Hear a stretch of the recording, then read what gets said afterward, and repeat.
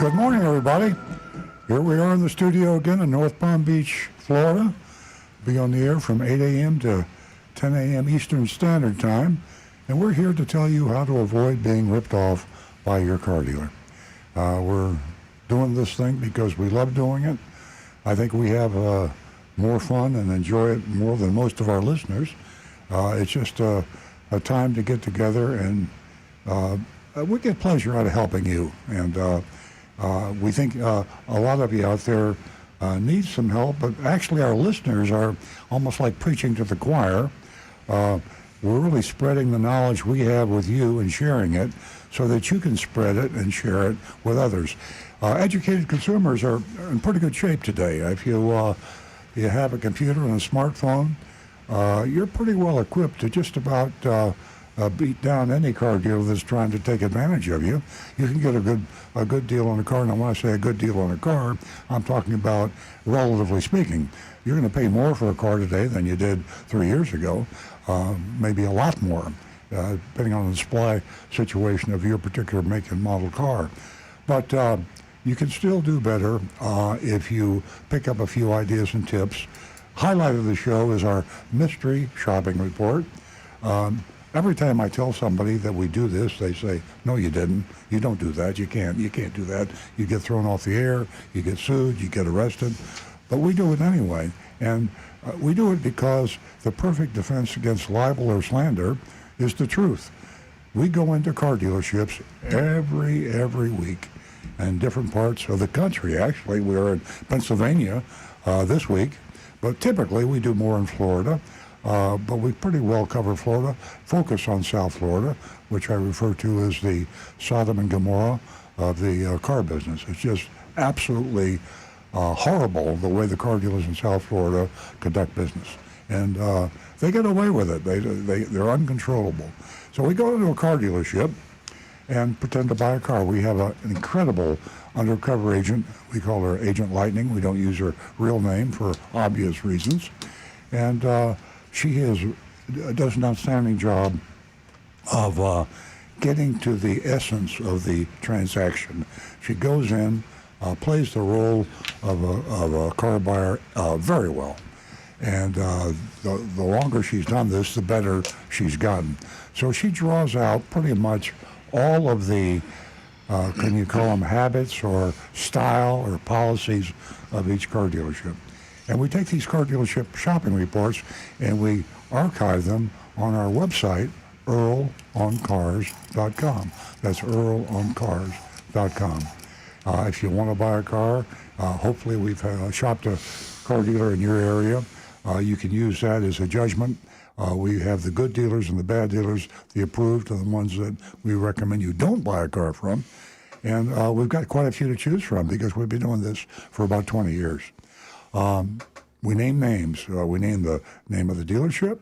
We name the salespeople, the sales managers, the name of the dealer, if we can find it out. A lot of car dealers now are hiding their names.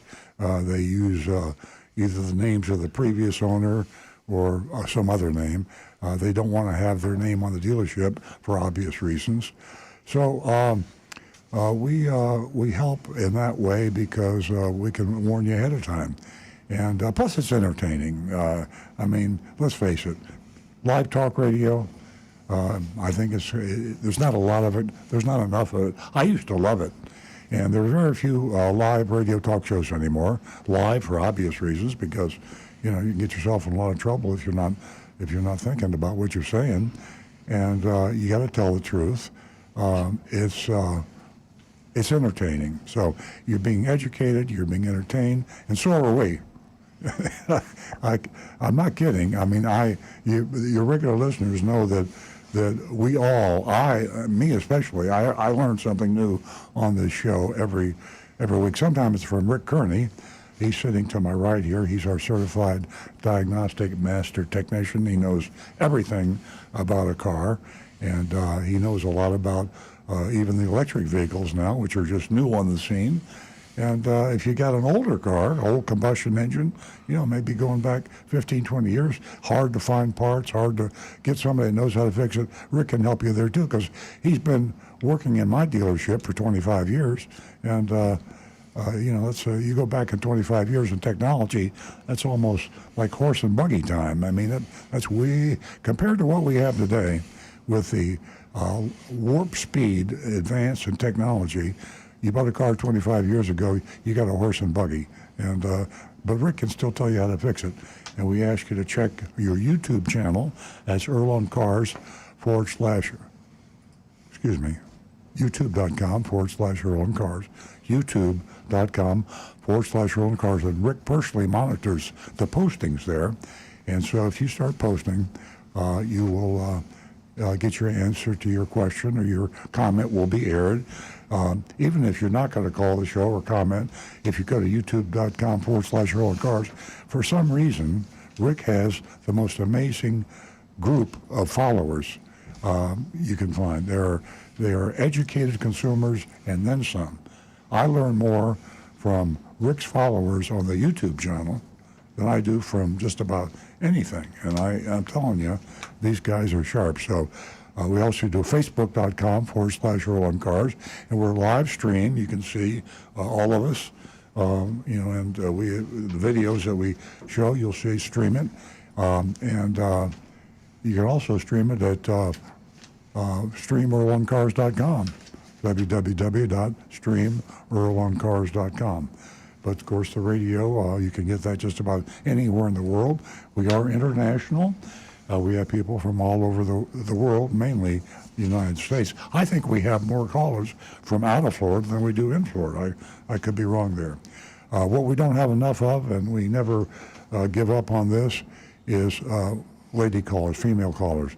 Nancy Stewart, to my left here, has been with me since the get-go on this thing. When we started the show 20 years ago for a half an hour, now we're 2 hours. Nancy has grown that female audience to parity, 50-50, even though she'll tell you in a minute that actually the females buy more cars than men, and the ones that don't buy, they influence. They're a huge untapped source of opportunity to the car dealers and to the auto manufacturers. For some reason, they just haven't caught on about the female listener. I'm going to turn the mic over to Nancy Stewart right now, and she'll tell you about an offer that's too good to be true, but it is true, about what you female listeners who haven't called the show could look forward to. So, Nancy, the mic is all yours. Good morning, everyone. Welcome to Earl on Cars. We really enjoy your company. Thank you for joining us. Ladies, this morning, $50 for the first two new female callers. $50 for the first two female callers. Give us a call and let us know how your experience went at the dealership, and let us know whether you began your search for a vehicle online, before you decided to walk into the dealership. Again, $50 for the first two new lady callers, and our number is 877-960-9960. You can also text us at 772-497-6530. That text number comes in handy when you want to vote on the mystery shopping report, so jot that down. Also, we have a great mystery shopping report from Irwin, Pennsylvania, and you're going to love it. It's a Mitsubishi dealership out there. And we also have a video for you later on in the show, just before the mystery shopping report, and that's from Big Dog Ranch. We have a cute little, well, I don't think I call him little. Maybe again. Well, he's 81 pounds, so Buck is big Buck. Big boy, big Buck. Big boy Buck. Yeah. He's a hound dog. There you go. And he is only 3 years old. No, he's 2 years old. And he'll come to us via video from Big Dog Ranch. All that and more, a whole lot more, especially from you, the callers, the Facebookers, the YouTubers, and it's quite a cult that we have here. I want to give a special thank you to Jeremy that helps out week in and week out. I don't mention his name very often, except to tell the ladies to give him their contact information, but he's the producer, and he works from the control room, and he keeps us up and running, just like Jonathan. Jonathan does a fantastic job also. So we have a lot of players here in the studio. Again, that number is 877-960-9960, or you can text us at 772-497-6530. Don't forget your anonymousfeedback.com. Now back to the recovering car dealer. Well, as Nancy just said, and I forgot to give you those numbers, I'm glad she remembered because these numbers are critical. Your calls make the show. It's funny because Nancy and I go crazy every Saturday morning early studying automotive news in the Wall Street Journal, the New York Times, and everything else, and trying to get ourselves up to speed on things like the UAW strike and all the other things. And we want to be able to present some intelligent comments to you, and then we are overwhelmed with the intelligence of the comments from our callers and the questions, which are some things that we frankly have to struggle to get answers to. But the UAW strike is huge. There you go. Yeah, it's right It's here on. expanded, in case no one has read the newspaper this morning. It's expanded into, I believe, about 38 locations. I know Central Florida, they're big players. Oh, yeah. And now they're talking about parts. They want the parts employees to support them also. So that is something to, well, watch. Earl, I'm going to go to the phones because Marty is on the line, and Marty calls us every week. He's from West Palm Beach. Good morning, Marty. Good morning. How's everybody doing? Great. Doing great. First thing I wanted to say, I wanted to compliment your service manager, Mark, because I had a problem when the car was still under warranty, and I talked to him, and they were able to take care of the issue. It wasn't a big issue, but they were able to take care of it even after now that it's out of warranty. So he was very, I just can't say enough good about him. He's a very nice guy. Thank you so much. And I wanted to make sure that you and Earl, can hear the compliment. Yeah, recognition is great, and we all deserve it at one time or another. And the guys in service, they work pretty hard, right, Stu? Yeah, and Marty, I was like, it's a good point that you brought up because it comes up time and again on the show. People bring in call with problems with their car, and maybe they're just out of warranty or out of warranty for a few months, and it's important to have work with the service department that has a good relationship with the manufacturer. Because Earl has talked about goodwill a lot on the show, and that's when the manufacturer, Honda or Ford, pays for the repair that would have been warranted, but you're out of warranty by miles or time. And maintaining those good relationships are able to get this their favors done for the customers. So you witnessed that firsthand. Yes. Now, also, I wanted to say with the auto workers strike, I guess Toyota and Honda are not unionized. Correct, in the United States, yeah. So as long as they're not affected, but the only trouble is they don't have any cars. Well, they can't take another hit. That's but you're right. I mean, as far as GM and Ford and Chrysler cars and that's that could affect inventories a little bit down the road. So it's not over yet.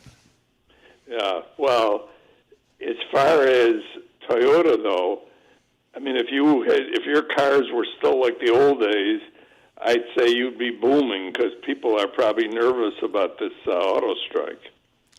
Yeah. If we had the cars, we definitely have the customers. There's still still a shortage out there. It's getting better though. I do have good news. And I've watched it. I've looked at the graphs myself, and you can see the production is ever since June, and this is what was forecast to us by our Toyota people that after July on, we're going to see a lot more production, and it's pretty significant now. They're looking at Toyota dealers in the South having almost a 20-day supply by the end of this year, and that's close to normal times. Is that a 20-day supply of all cars? I'm only speaking about Toyota dealers in the southeastern United States, but as a group, right now it's about an 8-day supply, and by the end of the year, it's going to more than double. No, I meant Toyota models. Yes. In other words. Yeah. Oh, okay. Yeah, because I looked at a Crown, and I wanted the bird's eye view.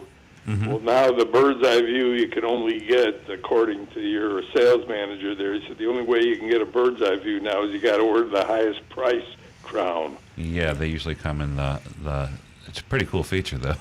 Yeah, it's a good feature, yeah. I've got it in my Camry, so I really like it. But he said they're going to start eventually, probably said in 2024, making it in the limited version. But right now he said it's only in the platinum version. So, you know, if they want to spend That's that much money. yeah, you got to stay up to date on those packages. Yeah, yeah. But as long as I just wanted to, again, just compliment your service manager and your dealership. All right, thank you very much. I'm going to give Mark a hug when I see him on Monday. Give him a hug. Okay. Absolutely. All right. Thanks, I'll Marty. give him a hug, too.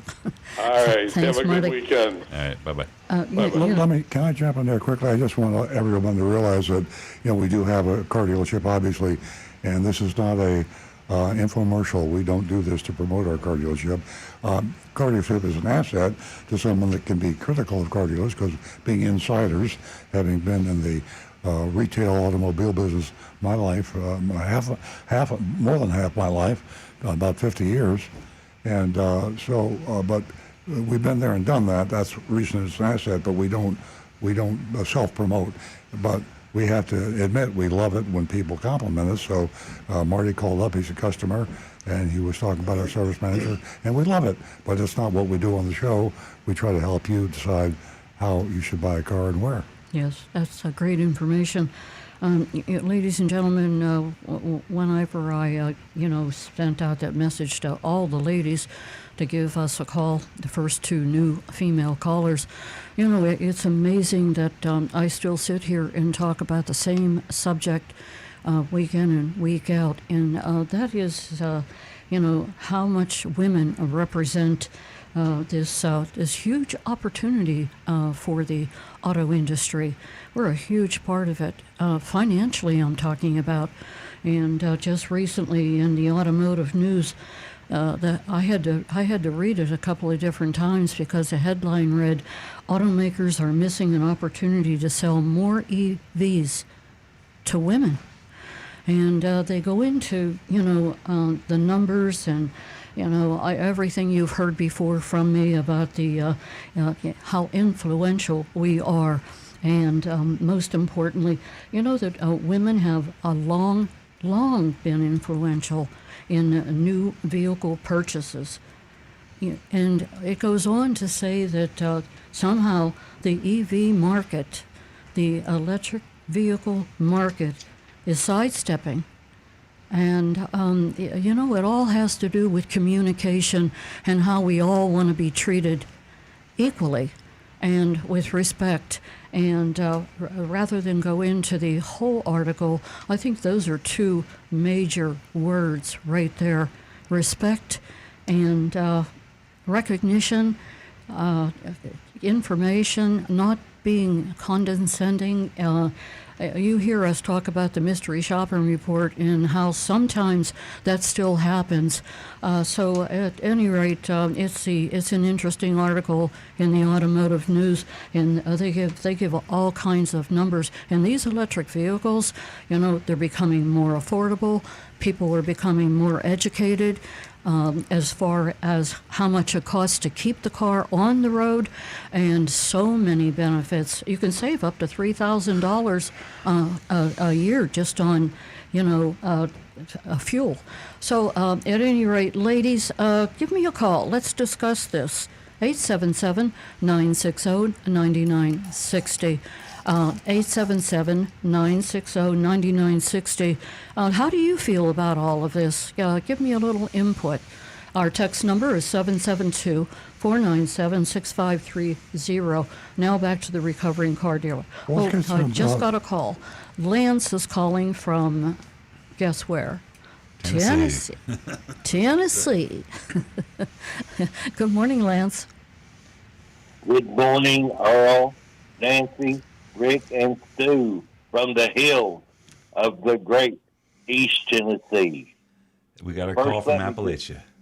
Yeah, just let me say that I like to call and kid you, but the work and the research and the time that you put in to make this such a quality show does not go unrecognized. And Thank you. we all appreciate it very much. You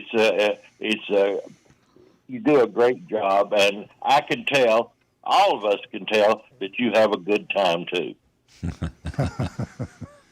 Earl doesn't let us have too good a time though. He shushes us when we get goofy.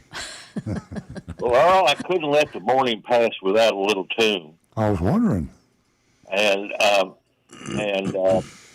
hoping that my singing will propel me to another career in politics. Well, I don't know about politics, but it'll propel you. Well, You're a brave man, hello. Lance. Well, hello, Earl. You're a pearl, Earl. Keep giving us good advice as soon as you can. And just remember, Earl, can't be beat at all, Earl. Listen to Earl Stewart on Cars on Saturdays. Now, I'm thinking Broadway. Broadway would be. I've heard that tune somewhere else before. Did you write that music? I think I've heard it elsewhere. Hello. Well, I'm not going to. Hello, Dolly. Given my future in politics, I'm not Right, going it to doesn't- exactly claim that. Nothing to worry about. I'm glad you didn't say hello early, but that's. I'll take the Earl. Yeah, thanks. We can do that next week. Yeah, We'll save that for Have a another great show. week. Thanks, Lance. thanks. Thank you, Lance. 877-960-9960. Give us a call. 772-497-6530. That's our text number. And please jot that down because you're going to need it whenever you vote on the Mystery Shopping Report. Ladies, I'm going to say it over and over again. I'm waiting to hear from you. I want to know what you did first before you went into the dealership. Did you go online? Did you pick out a model vehicle that you wanted? Win yourself $50 this morning. First two new lady callers, $50. Earl?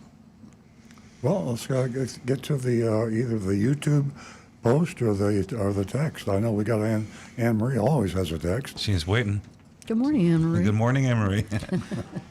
I'll speak as Anne-Marie. Good morning.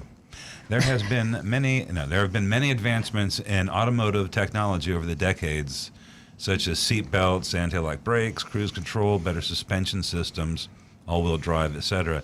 Which ones do you feel contributed the most to the safety and welfare of the public? I have a thought, but we could go around the table. Rick is probably more qualified than the rest of us. Anti-lock brakes. I was going to say airbags. I think anti-lock brakes simply for the idea that keeping the car under control keeps you out of an accident versus something that is actually only used when you're in an accident. So, like in the old days, I'm trying to remember back when I used to before anti-lock brakes. So if there's an accident in front of you and you have to slam on your brakes, people are just spinning out of control trying to avoid accidents and colliding with other cars. I remember being taught to drive when Pump the brakes. people would say, pump the brake pedal, Yeah. pump the brake pedal. Well, they weren't telling you how to pump the brake pedal, which is the intention there is that you are supposed to... as fast as you can. No, actually, you're supposed to step on the pedal hard to the moment that you feel like the tires are going to lock up, then release the brake, then step on it I again. never did that once. And yet we all thought it was bum, bum, bum, bum, bum, bum, bum, Yeah. which didn't really do What the computer's effectively doing. what you were looking to do.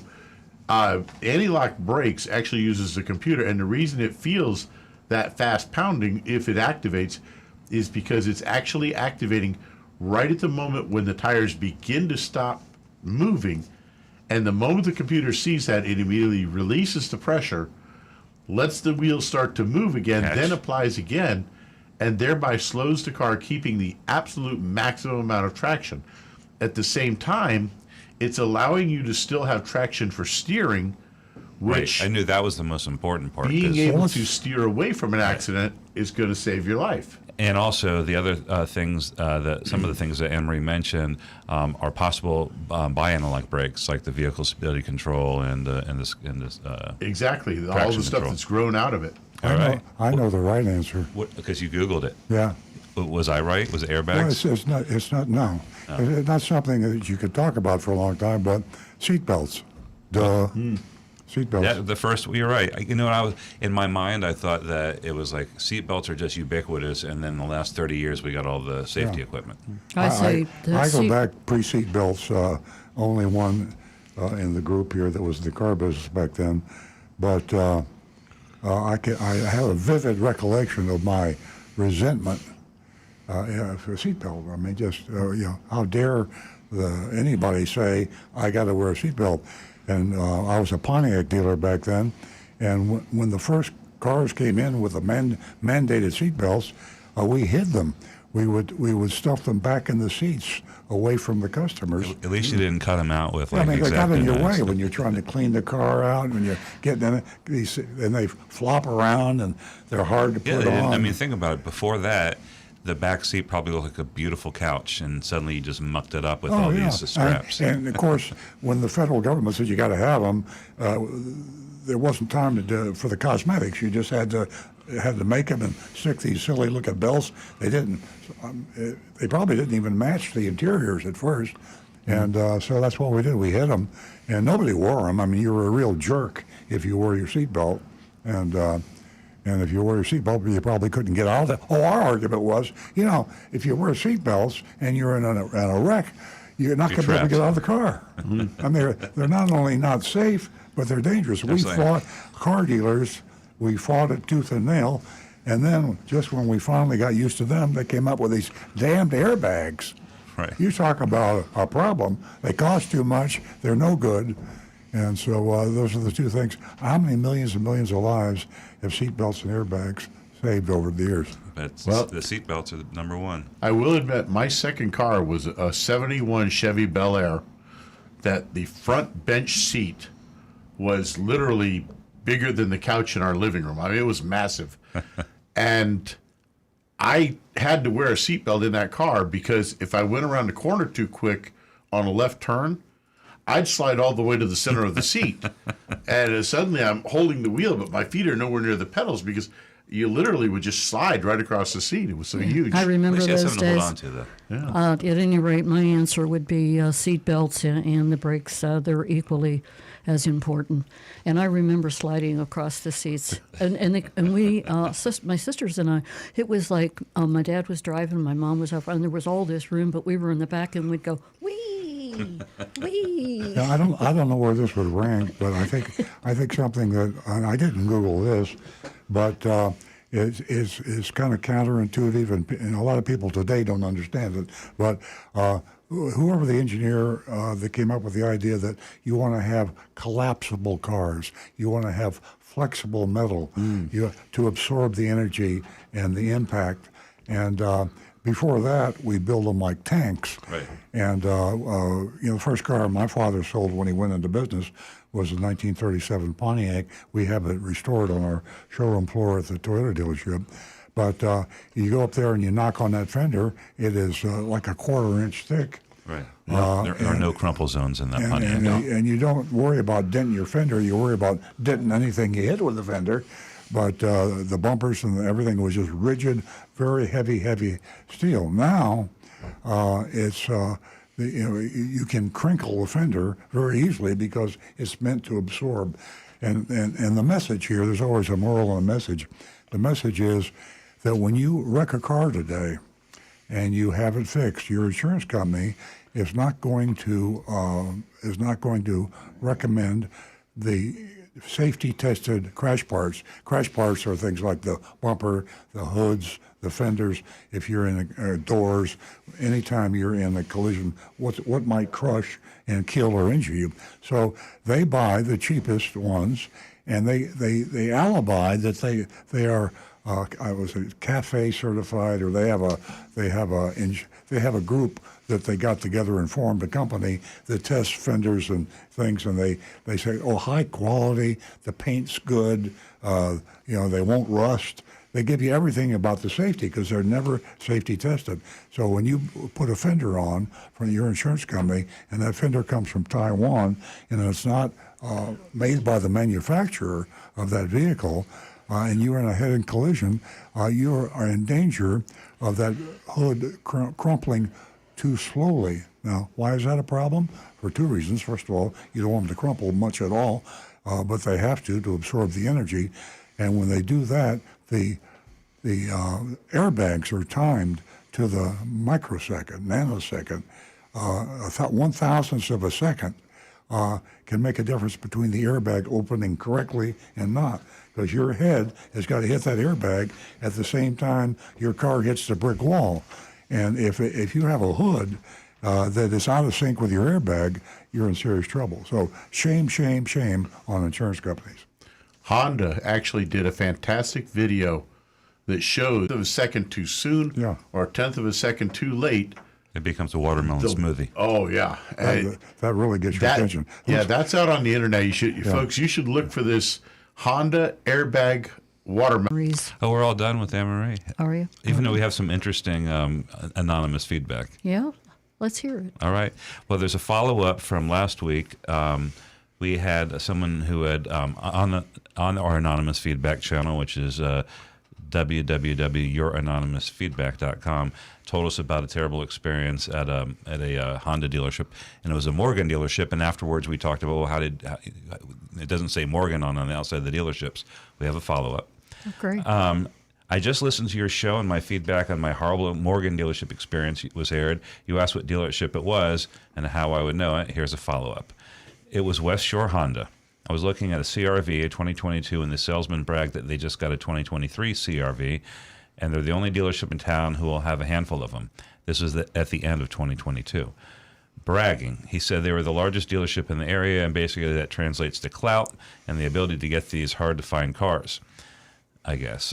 Since he brought up the largest dealership network fact, I asked what the name is and what other dealerships they owned. He told me the name Morgan, and they own the dealerships next door, different brands, including the Toyota dealership. I was taking my car, including the Toyota dealership, I was taking my car to regularly.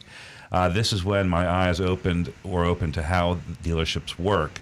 And it makes sense that different brand dealerships would be on the same street side by side. They're owned by the same company. So when my search resumed, after being insulted at West Shore Honda, I did research to make sure the dealerships I contacted were not Morgan. How you treat customers makes a big difference. Yeah, it's and as a matter of fact, there's think about this. When you have competing dealerships, quote unquote, on competing, and they're owned by the same person, doesn't that open the temptation for price fixing? I mean, if you've got all the dealerships in town, a good example, legalized price fixing was Saturn. General Motors came up with this great idea. We're going to have a new car. It's going to be a great car, and we're going to call it Saturn. And we're going to have the same dealer own all the Saturn dealerships in one market. Well, why would you discount a Saturn when you're going to make the money? So the rule was fixed price, one price. It's one of the few times that cars really had the lowest price on every car. Saturn, General Motors did that, 40 years ago? Yeah. So 40 years ago, and in Palm Beach County, I think it was Roger Dean, one of the older dealers, who had some, I think it was Roger Dean, because he had the Chevrolet dealership, and he knew all the top execs at General Motors, so they came out with this hot new car. He says, I want all the ones in Palm Beach County. It was either him or Ed Morris. But anyway, for price fixing. So the only good thing about the franchise system now is competition, cutthroat competition. So if you're an educated consumer and you want to go from Chevrolet dealer to Chevrolet dealer to Chevrolet dealer, and you can hold your own, you can get one heck of a low price because car dealers are insanely competitive. This is where being a dealer helps us too. And Nancy and Rick know this. When we think that our competition sold a car to one of our customers, we get livid. Why did we lose the deal? Why? And so, to take away competition is really anti-consumer. All right. Moving on, we have another anonymous feedback. It says, since your program suggested the banning... my computer... Oh, here we go. Since your program suggested the banning of the term old wives' tale, should it also be banned from the Bible? Timothy 4:7, King James Version of 16:11. Well, I didn't suggest that we ban the term. The question came up is I said I think it might evoke negative stereotypes is what I said. I can't resist the temptation to get off our mission here, but the Bible was written a long time ago, and it was written by human beings who were inspired to write, and but the world's changed in the past 10,000 years. When did the Bible come out? 5,000 years ago. The Bible come out? Even. I don't know. About 5,000 years ago.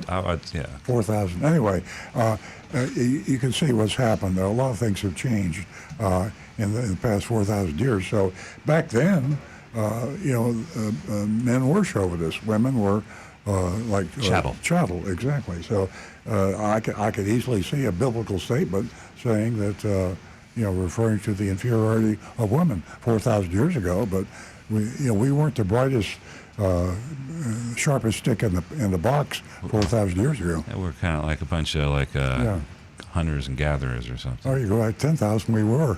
Yeah, but I was thinking about that, trying to drag up some Bible verses that would be to make a point, but then I realized nobody we could rerun the tape, but I don't think anybody said we're going to ban anything. So settle down. Yeah.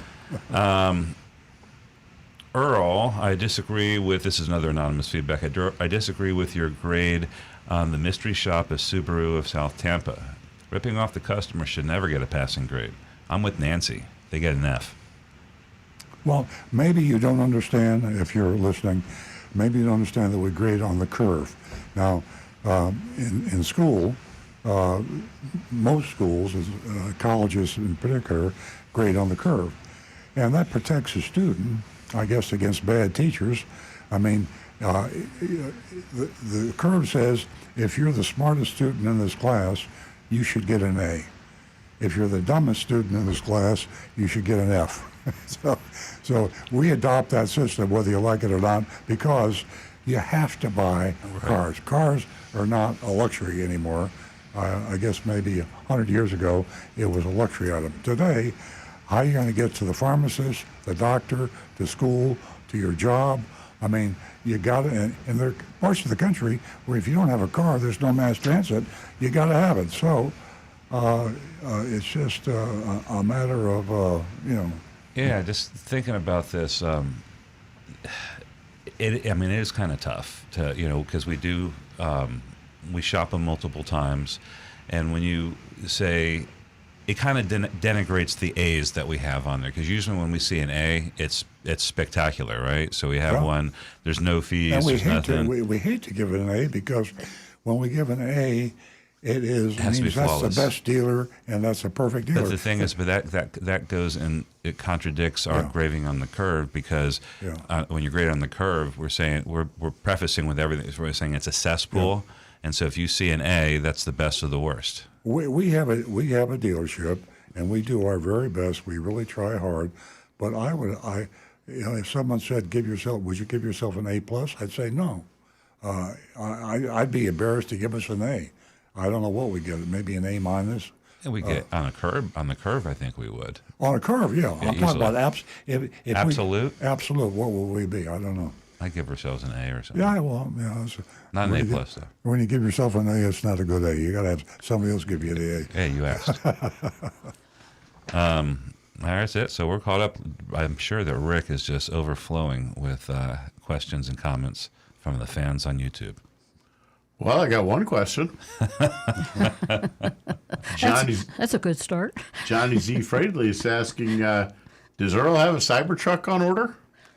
You know something? I'm glad you asked that question because I'm almost finished now. I've only got a few more chapters in Walter Isaacson's biography of Elon Musk. And I am actually thinking about buying a Cybertruck. Now, the Cybertruck is the ugliest thing I've ever seen. Yeah. I mean, it's almost like a joke. I agree with you. It does kind of beat out that, what was the Pontiac? Aztec. The Aztec? But anyway, when I read about how it evolved, and when it evolved, everybody hated it except Elon. And of course, let me show you a bumper sticker that Stu gave me. Nancy and I drive a Tesla Plaid, and we bought it, a year and a half ago? 2 years. 2 years, good Lord, time flies. And we started out with just loving everything, and then we got into picking it a little bit and criticizing, constructive criticism. And it's a fully autonomous. We have activated, or I should say Tesla has activated our fully autonomous. And we have a bumper sticker on the back that says Tesla Plaid fully autonomous. We do that. Nancy doesn't like it, but I do it because I want people to be aware that it's a dangerous car. I mean, you know. Stay away. If you have your Tesla on full autonomous and you're not really on top of that with your hands on your wheels and your eyes on your everything, the outside, everything. I mean, it's really a challenge because that car will do some crazy things. So here's a bumper sticker that Stu got for me, and they gave it to me this morning. And I'm going to put this on the Tesla when we go down after the radio show because it's true.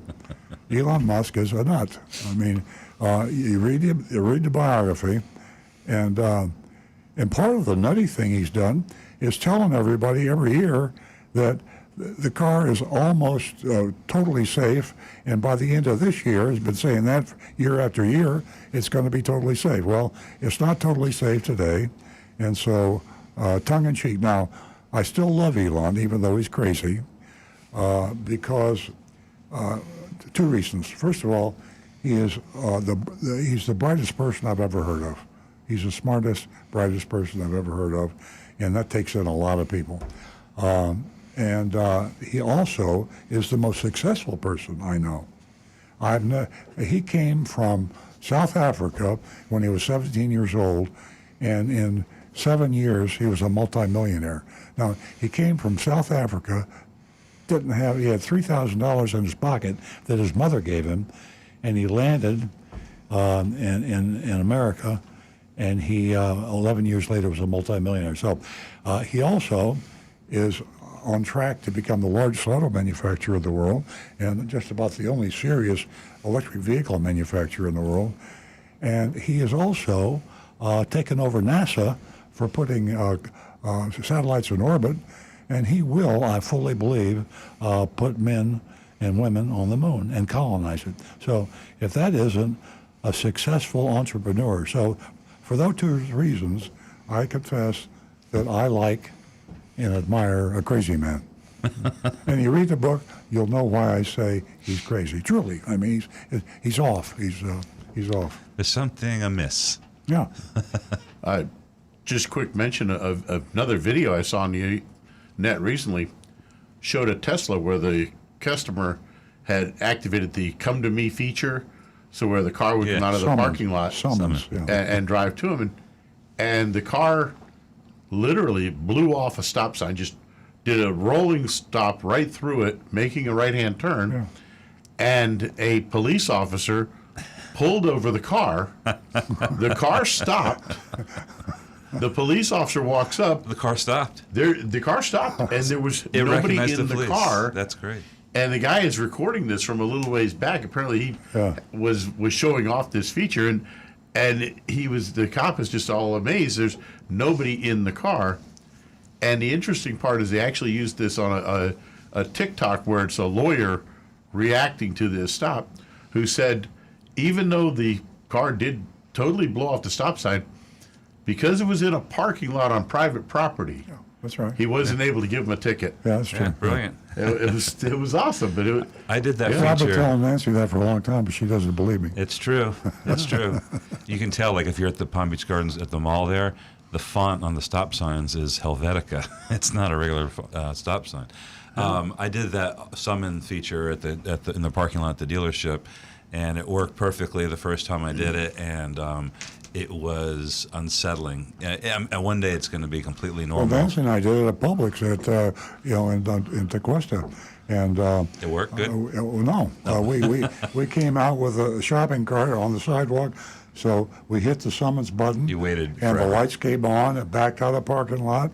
It started to the road where it had to come toward us, and all of a sudden, a crowd had gathered in the street or in the parking You're lot. kidding me.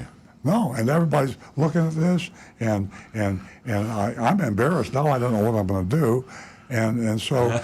When the car got in front of us, I hit the automatic trunk release. We ran out and put the groceries in the trunk, and never did it again. Oh my God! I Look at believe Nancy's my face. words. She's mortified. Pardon me? Mortified. Not quite. Oh. I can't tell you how I felt on the air. Okay. Moving along, my last words as we left the parking lot was that we wouldn't be able to come back here again. That takes me to, this sticker that you're going to put on the Tesla, and the sticker that's on the sign that's on the back of the Tesla. I found that in my 2 years of driving the Tesla, there are some people that are very infuriated by the Tesla's presence. And I'm not sure exactly why.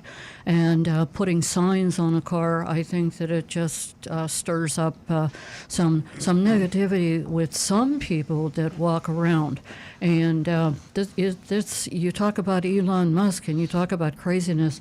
Gee, don't we wish he was the only crazy person? I think the bumper sticker will protect you from those people. Because the people who are hostile towards the Tesla, they don't like Elon, and you're kind of taking a little dig at Elon.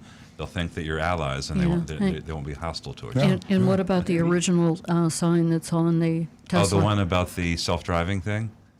Yeah, that's Autonomous. It's your car. Every You time guys you do what bring that up, I bring up the same thing. Yeah. That when you see a student driver, law says that if you have a driving school, you have to put warning student driver.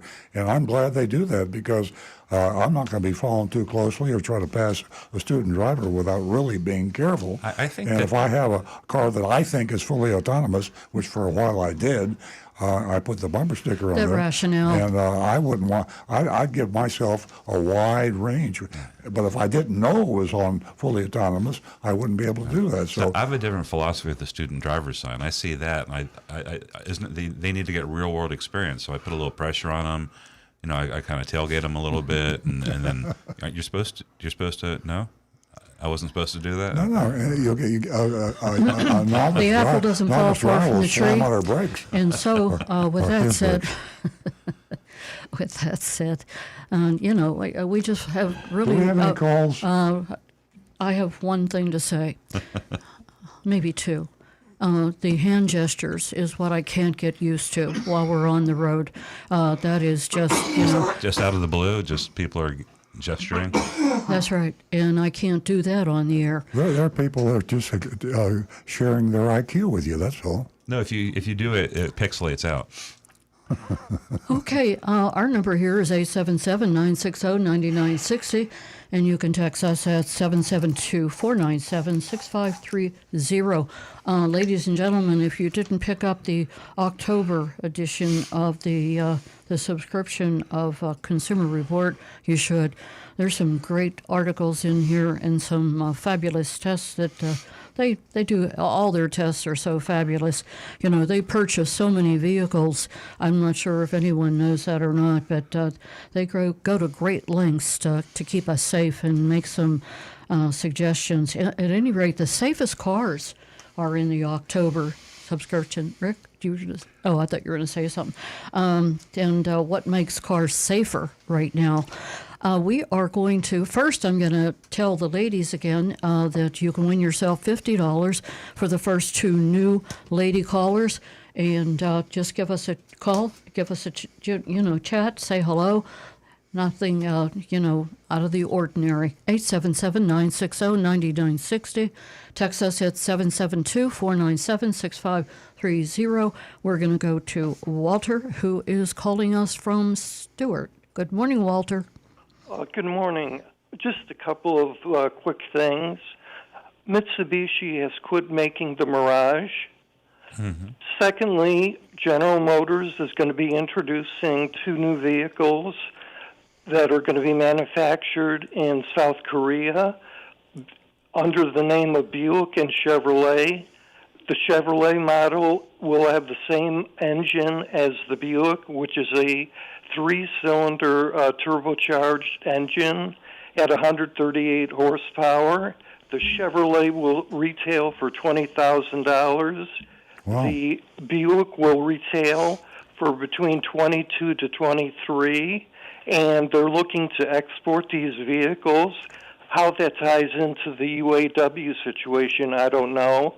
But also, third point, Elon Musk was recently in India talking to higher-ups there about building a plant and producing an electric vehicle in the 24,000 range.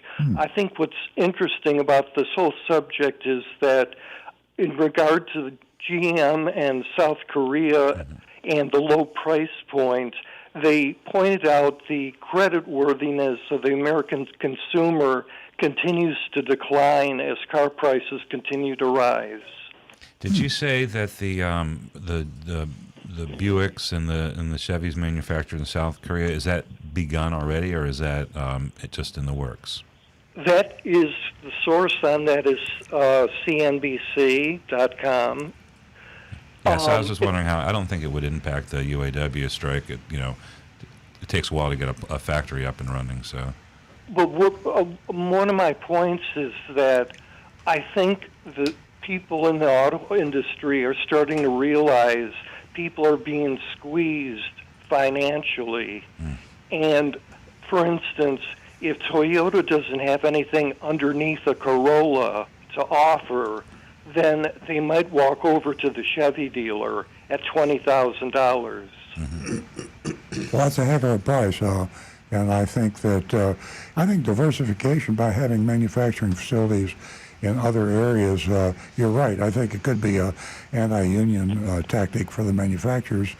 I think the UAW and union workers are seeing the handwriting on the wall with electric vehicles, because there's a fear that the electric vehicles could create a whole new tide in unionization as to whether or not auto manufacturers were primarily unionized. As you know, Toyota is not unionized at all in the United States.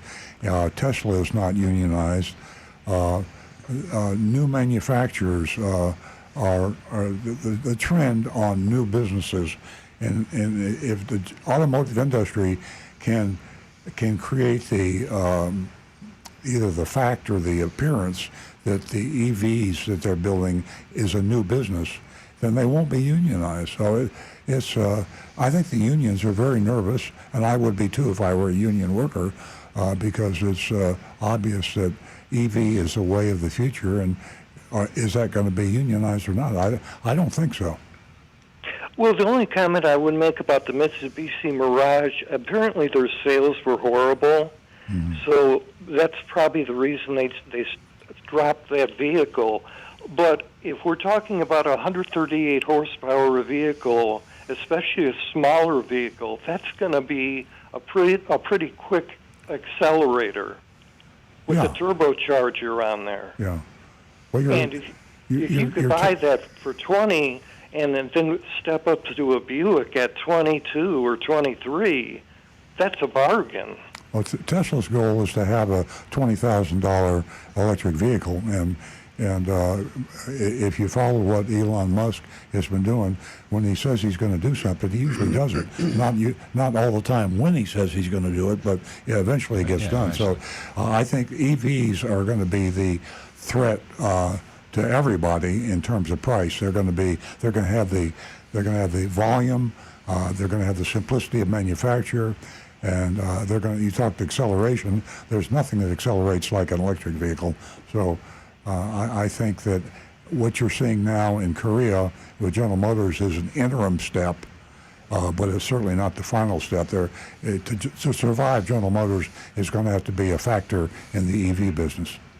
Yes, and one thing I failed to point out on the Buick and the Chevy, it was pointed out in the article that this would be their last gasoline production engines, cars. Exactly, yeah. Yeah, that's it. That's the combustion engine is a thing of the past. And those that don't want to accept it, it's going to happen. Yeah, so anyway, I just wanted to point that out to your audience as to what's happening there. Thank you, Walter. That's very good information. Oh, okay, you guys have a good day. Thank you, Walter. Have a great weekend. 877-960-9960. Or you can text us at 772-497-6530. Don't forget your anonymousfeedback.com. And ladies, $50 for the first 2 new lady callers. We're going to go to Roadrunner, who gives us a call from Boynton Beach. That's Roadrunner Steve. Meep. Good morning, everybody. Boy, you're hard to get through to, but I finally got through after a few weeks. Okay. Nice to hear from you. Yes. When Earl said student driver, he stays away from those cars, my favorite sticker was mother-in-law on board. I'd stay away from driving next to them. Also, a little birdology. California desert cuckoo. Yeah. That is a roadrunner. So I couldn't imagine the Plymouth would name that California desert cuckoo. Okay.